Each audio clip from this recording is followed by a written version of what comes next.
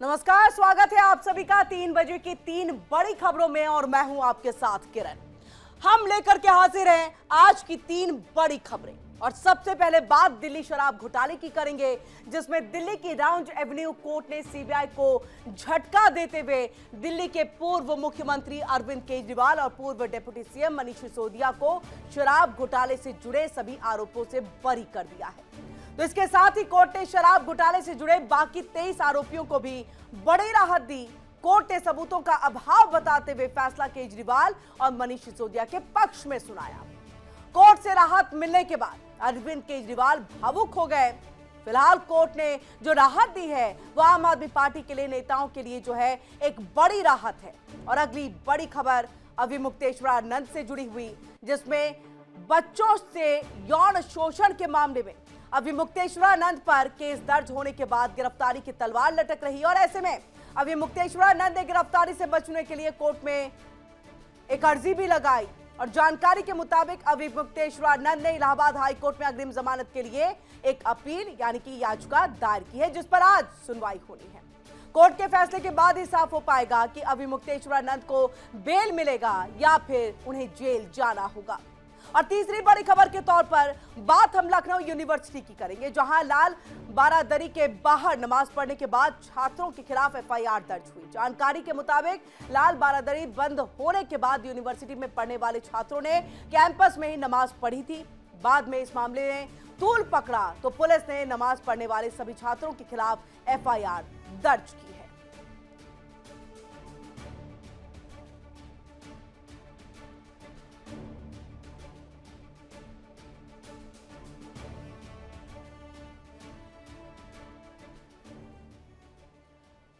और आइए बात करेंगे इन सभी खबरों पर विस्तार से। राउंड एवेन्यू कोर्ट ने शराब घोटाले से जुड़े मामले में फैसला सुनाते हुए आम आदमी पार्टी के राष्ट्रीय संयोजक अरविंद केजरीवाल, पूर्व उप मुख्यमंत्री मनीष सिसोदिया समेत सभी 23 आरोपियों को जो है वो बरी कर दिया है।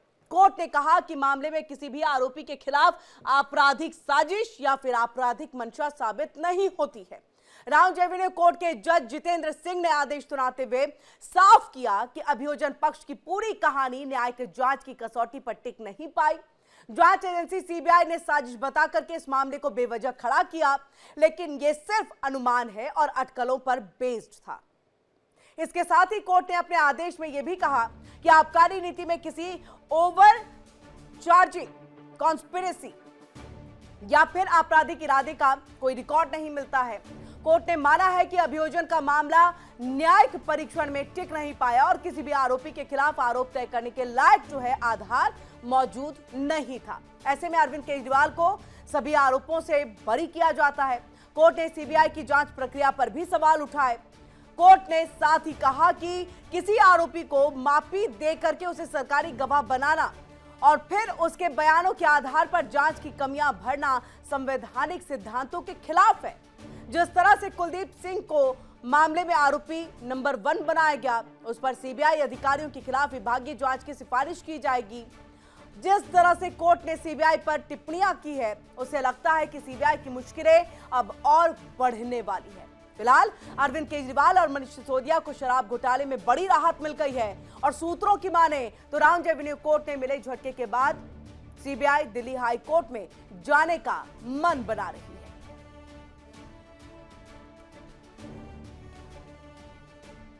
में आज लोअर कोर्ट का जो फैसला है वो सीधा सीधा उन्होंने एक स्पष्ट संकेत दिया है कि सबूतों का अभाव है।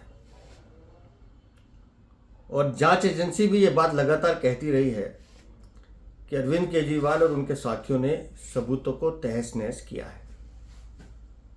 बार बार वो सिम कार्ड जो डिस्ट्रॉय किए गए, वो टेलीफोन जो डिस्ट्रॉय किए गए, उनका कोई अता पता नहीं मिला जांच एजेंसी को। और उसी बात का उल्लेख हम हमेशा कहते थे सत्य की जीत होती है। हमें भारतीय न्याय प्रणाली पे भरोसा है। मुंह पे जा रहे सर के माइक नीचे। मैं जज साहब का बहुत बहुत शुक्रिया अदा करता हूं जिन्होंने हमारे साथ न्याय किया, सत्य की जीत हुई। मैं हमेशा कहता था कि भगवान हमारे साथ है। आम आदमी पार्टी के सबसे बड़े 5 नेताओं को जेल में डाल दिया गया। पूरा का पूरा फर्जी केस था। हमारे ऊपर कीचड़ फेंका गया। 24 घंटे टीवी चैनलों के ऊपर डिबेट चलते थे, खबरें दिखाई जाती थी केजरीवाल भ्रष्ट है, केजरीवाल भ्रष्ट है।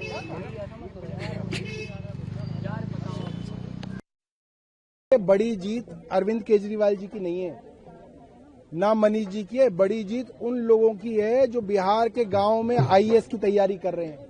तो आज एक बड़ा फैसला आया है और मेरे को लगता है इसकी वजह से कोई 5-10% आईएएस अफसर ईमानदार रहेंगे, कुछ परसेंट जुडिशरी ये मानेगी कि नहीं हमको ईमानदारी से काम करना है, हमें प्रेशर के अंदर नहीं आना। ये बहुत बड़ी बात है देश के लिए। सीबीआई एक तोता है, जो मालिक कहेगा वो तोता करेगा। मालिक कहेगा कि यहाँ नहीं कहीं और चले जाओ तो कहीं और चले जाएंगे। सबसे पहले मैं ईश्वर का धन्यवाद देना चाहूंगी। इस दुनिया में चाहे कोई कितना भी शक्तिवान हो जाए, लेकिन ईश्वर की शक्ति के ऊपर नहीं हो सकता। मैं जज साहब का भी धन्यवाद देना चाहूंगी जिन्होंने इतनी हिम्मत दिखाई। अरविंद जी ने पूरा जीवन ईमानदारी से जिया है और उनका एक ही ध्येय है कि ये देश खूब तरक्की करे। लेकिन इन लोगों ने अपने सत्ता के लालच में पिछले इतने सालों से हमारे ऊपर झूठी एलिगेशंस लगाई, हमारे को तड़पाया, हमारे को, अरविंद जी को, उनके साथियों को जेल में भेजा, बहुत कष्ट दिया। लेकिन मुझे विश्वास था कि ईश्वर हमारा साथ देंगे, सच की जीत होगी। और जैसे ही ये फैसला आया, प्रतिक्रियाओं का दौर, जिसको आपने यहां पर सुना कि किस तरह से अलग अलग प्रतिक्रियाएं यहां पर सामने आई हैं। हमारी सहयोगी रितु सिंह आम आदमी पार्टी ऑफिस वहां पर मौजूद हैं। Over to you Ritu.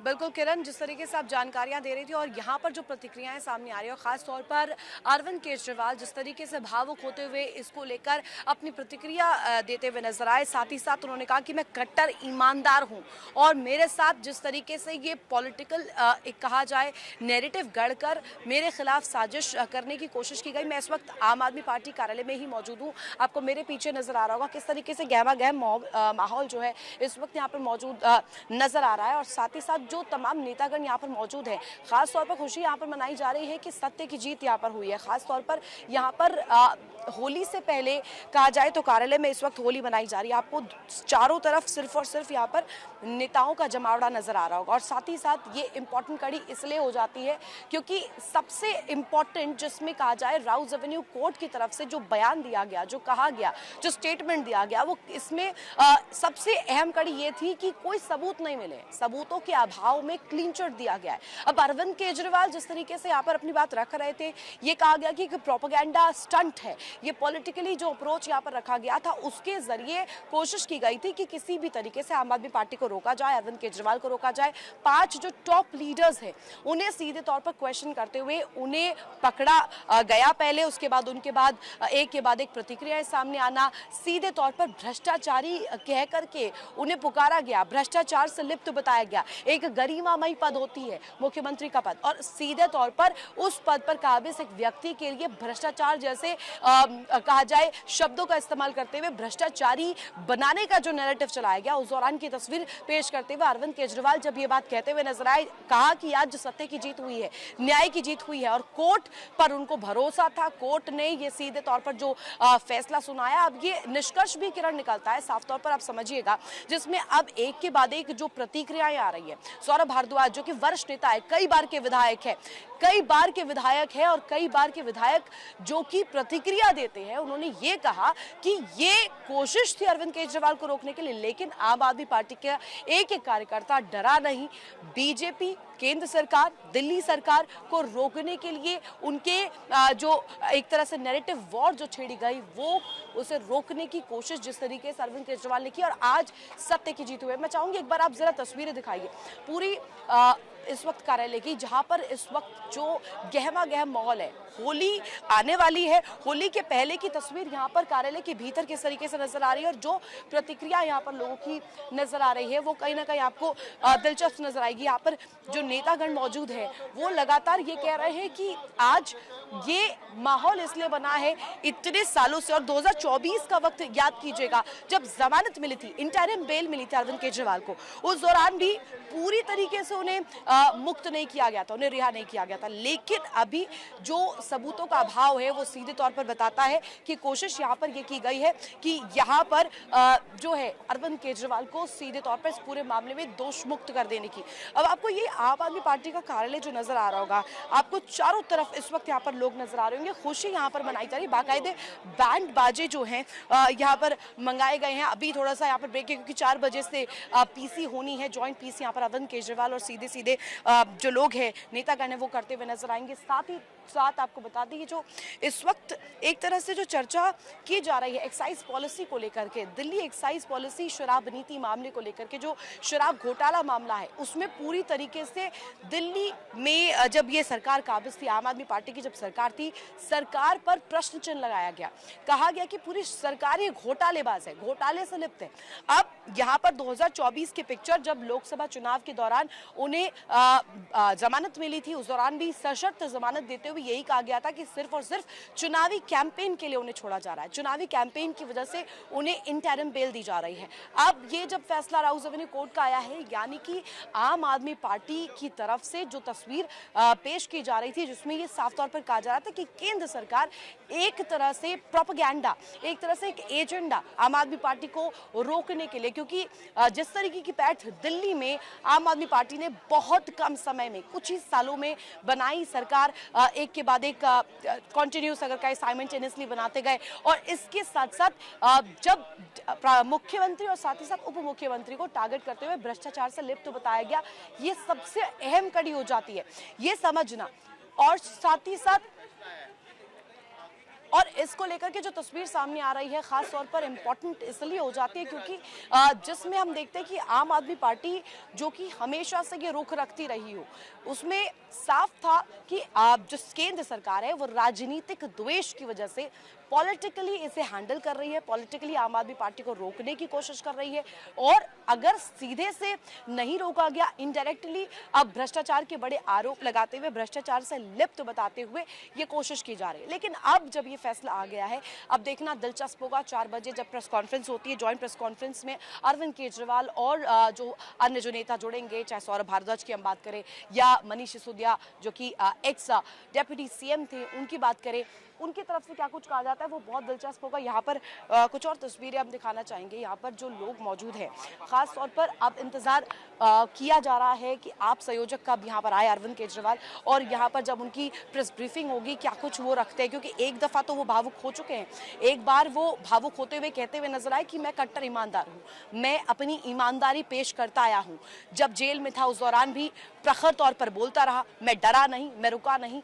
लेकिन ये स्पष्ट हो जाता है कि अरविंद केजरीवाल को लेकर के सीबीआई ने जो पुट फॉरवर्ड किया, सीबीआई ने जो कहा कि तमाम जो है एडुकेट अमाउंट में जो है प्रूफ्स है, सबूत है, लेकिन सबूतों के अभाव पर ही अभी क्लीन चिट जो है वो दी गई है। अब सबसे ज़्यादा इंपॉर्टेंट, सबसे ज़्यादा दिलचस्प ये तस्वीर हो जाती है, 1 साल दिल्ली बिहार, याद रहे केजरीवाल। अब आप ये जो एक स्लोगन जो है जो नज़र आ रहा होगा वो आपको साफ तौर पर दिखाता होगा कि किस तरीके से जो है कोशिश यहाँ पर की जा रही है।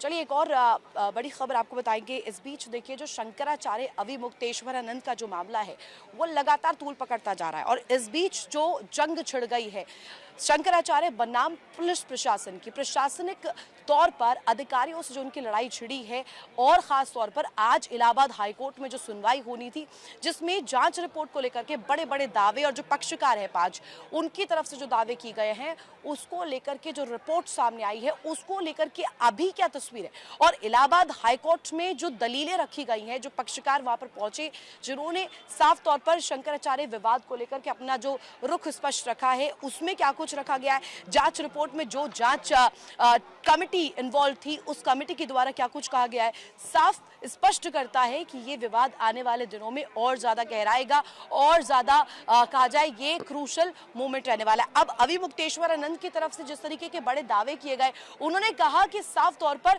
ये राजनीति की जा रही है, शंकराचार्य को घेरने की कोशिश की जा रही है। स्पष्ट हो जाता है इस पूरे मसले को लेकर के ये कहीं ना कहीं अब लड़ाई जो है राजनीतिक और सियासी रूप लेते हुए नजर आ रही है। शंकराचार्य बनाम ब्रह्मचारी, अब ये जो ट्रेल हुआ था इसी के साथ जो तस्वीर है वो कहीं ना कहीं बेहद इंपॉर्टेंट हो जाती है। अब आपको बता दें, शंकराचार्य खास तौर पर अविमुक्तेश्वरानंद द्वारा जो दावा किया गया उसमें ये स्पष्ट किया गया कि साफ तौर पर कोशिश जो है ये की जा रही है। अविमुक्तेश्वरानंद कह रहे हैं कि जो जांच है वो दूसरे राज्य की जो है पुलिस वो कराए। अब सेम राज्य की पुलिस अगर इसमें लिप्त है वो ही जांच करेगी तो कैसे उम्मीद न्याय की जाए? ये दो चीजें, एक तरफ न्याय की मांग, दूसरी तरफ ये कहा गया कि हम सहयोग करेंगे, हम सामना करेंगे। और निखिल तिवारी हमारे साथ ब्यूरो हेड जो है वो जुड़े हुए हैं, उनका सीधे रुख करते हैं। निखिल, जो तस्वीर सामने आ रही है, शंकराचार्य अविमुक्तेश्वरानंद जो है वो अब पूरा मामला जो नजर आ रहा है, निखिल तिवारी जानकारी देंगे इस पर। निखिल, बताइएगा ये पूरा मामला अब जाता हुआ कहाँ नजर आ रहा है? इलाहाबाद हाईकोर्ट में आज क्या कुछ दलीलें रखी गई? मैं सुशील तिवारी हूं और मेरा कहना यह है कि आज इलाहाबाद हाई कोर्ट में 3:45 पे सुनवाई होनी है जमानत अर्जी पर, क्योंकि आज अग्रिम जमानत के लिए अभी मुक्तेश्वरानंद ने आज वहां पर अग्रिम जमानत वहां पर दाखिल की है। तो अग्रिम जमानत के लिए आज 3:45 पे उनके वकील आज बहस करेंगे और उस पर बाकायदे सुनवाई होगी। लगभग 5 बजे तक फैसला आने की उम्मीद है, क्योंकि जिस तरह प्रयागराज के थाना झूसी में FIR दर्ज हुई थी पॉक्सो एक्ट के धाराओं में, और उसके बाद तमाम मुश्किलें बढ़ गई थी अभी मुक्तेश्वरानंद की, क्योंकि वहाँ उनको पुलिस लगातार जांच पड़ताल के लिए लगी हुई थी और साथ में उनकी गिरफ्तारी की तलवार लटकी हुई थी उनके ऊपर, उनके शिष्यों के ऊपर। तो ऐसे में अभी मुक्तेश्वरानंद अग्रिम जमानत के लिए इलाहाबाद हाई कोर्ट गए हैं और इलाहाबाद हाई कोर्ट में 3:45 पर जो सिंगल बेंच है वो इस पूरे मामले की सुनवाई करेगी और उसके बाद ही कुछ फैसला आएगा कि इनको अग्रिम जमानत मिलती है या नहीं मिलती है। अभी फिलहाल अभी सुनवाई नहीं शुरू हुई है, 3:45 पे सुनवाई शुरू होनी है। जी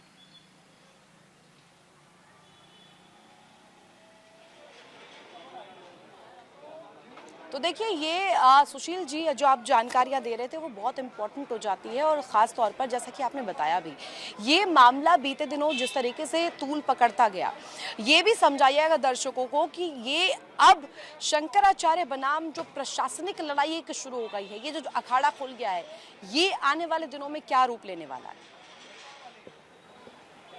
ऐसा है कि इसमें आशुतोष ब्रह्मचारी जिन्होंने आरोप लगाया है, जो वादी हैं, उन्होंने इस पे पहले पुलिस के पास गए, पुलिस में FIR दर्ज नहीं हुई, फिर उसके बाद वो डिस्ट्रिक्ट कोर्ट में पॉक्सो कोर्ट में गए। पॉक्सो कोर्ट ने पुलिस से रिपोर्ट मांगी, कहीं ना कहीं पुलिस ने रिपोर्ट इनके अगेंस्ट में दे दी और उसके बाद फिर मेडिकल हुआ उन बच्चों का। मेडिकल के बाद पुलिस जांच पड़ताल कर रही है और लगातार इसमें जो आशुतोष ब्रह्मचारी हैं लगातार उन पर आरोप लगा रहे हैं, तरह तरह के उन पर आरोप भी लग रहे हैं और यहाँ तक कि तमाम तरह के इस तरह के लोग भी सामने आ रहे हैं जो कि कहीं ना कहीं आशुतोष ब्रह्मचारी को निशाने पे ले रहे हैं और आशुतोष ब्रह्मचारी के लोग हैं कहीं ना कहीं शंकराचार्य को निशाने पे ले रहे हैं।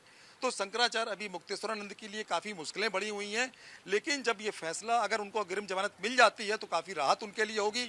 लेकिन फिलहाल अभी तय नहीं है कि फैसला क्या आएगा, क्योंकि 3:45 पे इलाहाबाद हाई कोर्ट में सुनवाई होनी है। 3:45 के बाद लगभग जितनी देर भी सुनवाई चले उसके बाद उम्मीद है कि 5 बजे तक फैसला आ जाएगा।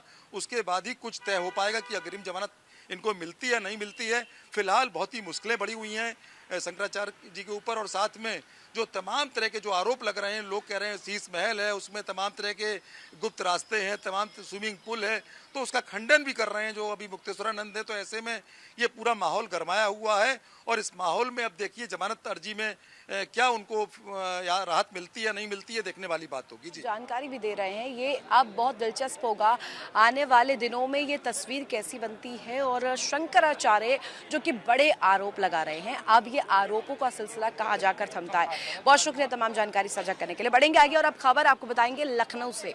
लखनऊ यूनिवर्सिटी कैंपस में बने ऐतिहासिक लाल बहादुरी मस्जिद को लेकर के जो भवन है उसे सील किए जाने को लेकर के विरोध हो रहा है और साथ ही साथ ये जो मामला है तूल पकड़ता हुआ नजर आया। आपको बता दें, मुस्लिम स्टूडेंट सहित national students union of India यानी कि NSUI और समाजवादी छात्र सभा यानी कि SCS से जुड़े छात्र जो हैं वो आरोप लगा रहे हैं यूनिवर्सिटी प्रशासन ने जानबूझकर लाल बहादुरी भवन को सील कर दिया। ये हालांकि जो प्रशासन है वो कह रहा है कि ASI के द्वारा जिसमें कहा गया है कि समय समय पर मेंटेनेंस का काम किया जाता है और अब यहाँ पर ये कोशिश की जा रही है, भवन को सील किया गया, रमजान का महीना चल रहा है, ये तमाम चीज़ों को कनेक्ट किया जा रहा है। अब आपको बता दें, दरअसल ये पूरा विवाद 22 फरवरी को शुरू हुआ। लखनऊ यूनिवर्सिटी में पढ़ने वाले मुस्लिम छात्रों ने लाल बहादुरी भवन के बाहर नमाज पढ़ी। इसी दौरान हिंदू छात्र सुरक्षा देने के मकसद से मानव श्रृंखला बनाकर खड़े हो गए। तस्वीरें सोशल मीडिया पर लगातार शेयर की गई और अब इसमें तनाव बढ़ने के बाद मामला पेचीदा हो गया। इस कहानी में नया मोड़ तब आया जब नमाजियों पर एफआईआर दर्ज की गई और एफआईआर दर्ज करते हुए सीधे सीधे स्पष्ट किया गया कि अब आप इस मसले को लेकर के लखनऊ यूनिवर्सिटी में गहमा गहम माहौल बीते दिनों देखने को मिला। प्रदर्शन की तस्वीर हमने देखी। विरोध प्रदर्शन के जरिए कहीं ना कहीं कोशिश यहाँ पर यह की गई कि ये लोग जो है इससे जुड़े और इस आरोप को सिरे से सामने रखे।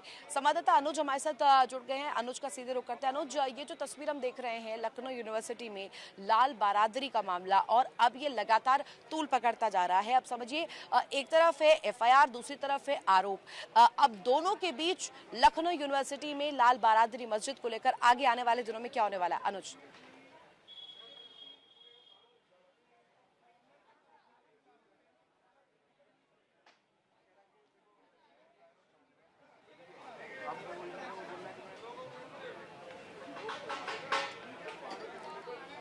देखिए, वापस से अनुज से संपर्क साधेंगे। हालांकि मुस्लिम स्टूडेंट सहित national students union of India यानी कि NSQI और समाजवादी पार्टी को लेकर के समाजवादी छात्र जो है यानी कि SCA से जुड़े छात्रों का आरोप है यूनिवर्सिटी प्रशासन ने जानबूझकर लाल बहादुरी भवन को सील कर दिया, जिससे मुस्लिम छात्र रमजान के दौरान नमाज ना पढ़ सके। दरअसल आपको बता दें, पूरा विवाद 22 फरवरी से शुरू हुआ। लखनऊ यूनिवर्सिटी में पढ़ने वाले मुस्लिम छात्रों ने लाल बहादुरी भवन के बाहर नमाज पढ़ी। इसी दौरान हिंदू छात्र सुरक्षा देने के मकसद से मानव श्रृंखला बनाकर खड़े रहे। तस्वीरें सोशल मीडिया पर लगातार छाई रही, लेकिन अब इसमें तनाव बढ़ने के बाद मामला और ज्यादा क्रूशल हो गया है। एफआईआर दर्ज कर ली गई है। मामले पे माहौल जो है वो और गर्मा गया है। एक और इस विवाद की कमान हिंदू संगठनों ने अपने हाथ में थाम रखी है। दूसरी तरफ NSQI और SCS जैसे संगठन खड़े हुए हैं। ऐसे कानूनी जो भूमिका है, अगर इसकी बात करें तो आगे ASI को लेकर के भी कानूनी रूप में भी बड़े सवाल किए जा रहे हैं। हालांकि लखनऊ यूनिवर्सिटी में लाल बहादुरी भवन का ये प्रोग्राम नजर आया। यहाँ पर जो है ये मामला जो है लगातार पेचीदा होता हुआ नजर आ रहा है। देखिए इंडिया डेली 24/7 अब आपके स्मार्ट टीवी पर। इंडिया डेली मौजूद है सभी डिजिटल प्लेटफॉर्म पर लाइव और लगातार। इंडिया डेली 24/7 हर दिन राष्ट्र को समर्पित।